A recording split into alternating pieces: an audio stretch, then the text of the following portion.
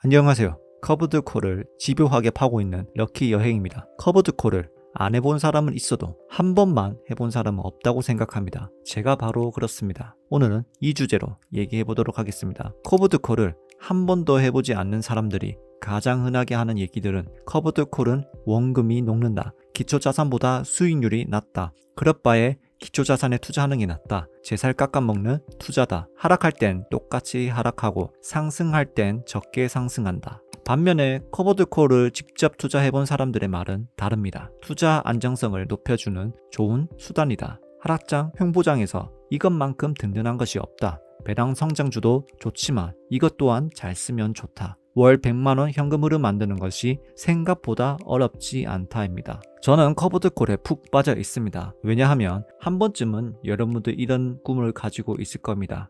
건물주가 돼서 월세를 받는 그런 꿈 가지고 있으시죠? 그것을 간접적으로 체험해 줄 수 있는 자산이 바로 커브드콜이라고 생각합니다. 저는 현재 나스닥이라는 건물주가 되어서 월세를 받고 있습니다. 아직도 이해가 안 되시나요? 일반적으로 우리가 알던 주식 투자라는 것은 대표적으로 저렴하게 사서 비싸게 파는 방식 아니면 기업의 이익을 배당으로 나눠받는 방식이 있습니다. 그런데 커브드콜은 조금 다릅니다. 주식이나 현금 자산을 보유하면서 일부분 자산을 옵션 시장이라는 곳에 장사를 하고 거기서 나오는 수익을 분배받는 구조이죠. 건물주라는 것도 본질은 이와 같다고 봅니다. 부동산을 보유하기 위해서는 대출을 받고 세입자를 들여 월세를 받아 수익을 내는 구조이죠. 건물을 보유하기 위해서는 워낙 규모가 큰 자산이기 때문에 그 건물을 유지하려면 대출 이자나 비용이 꾸준히 나가게 되는데 세입자가 없으면 그 기간 동안은 손실이 나게 됩니다.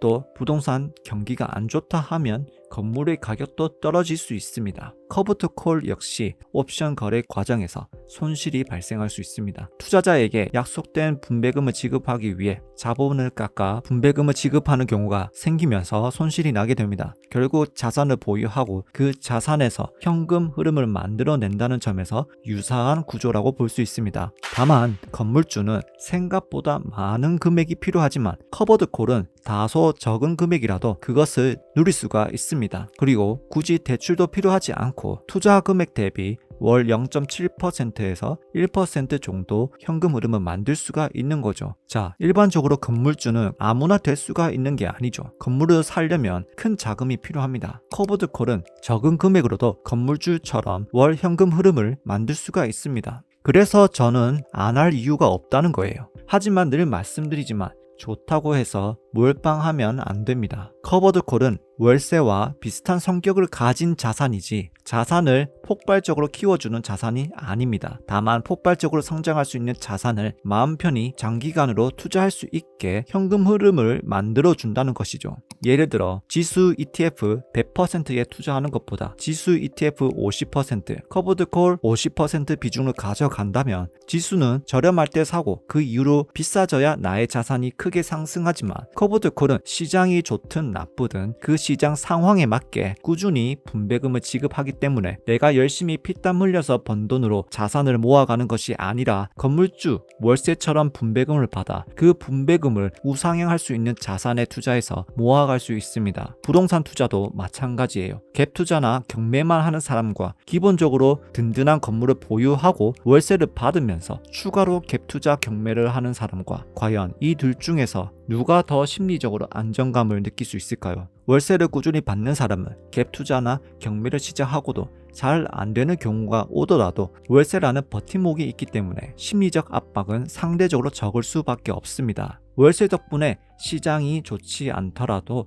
버틸 수 있는 힘이 있는 것이죠. 그리고 생각보다 월 100만원 현금 흐름을 만드는 게 그렇게 어렵지는 않습니다. 예를 들어 슈드로 월 100만원 상당의 배당금을 받으려면 평균 연배당률 3.2% 기준으로 3억 7,500만원이 필요합니다. 그런데 JP 연분배율 7.5% 기준으로 1억 6천만원, JPQ 10.5% 기준으로 1억 1,500만원이 필요하죠. 자, 여기서 중요한 건 몰빵 기준이 아니라는 것입니다. 월 100만원을 배당금을 받기 위해서 3억 7,500만원을 슈드에 한 번에 투자하는 것보다 JPQ에 1억 1,500만원 넣고 투자한 다음 월 100만원 현금 흐름을 확보하고 나머지 2억 6천만 원에서 2억 정도는 지수 ETF, 나머지 6천만 원은 성장주에 투자한다면 슈드에 단독 투자하는 것보다 더 높은 투자 성과를 볼 수 있을 겁니다. 그래서 저는 커버드콜에 미쳐 있습니다. 하락장이 와도 횡보장이 와도 불안하지 않습니다. 매달 들어오는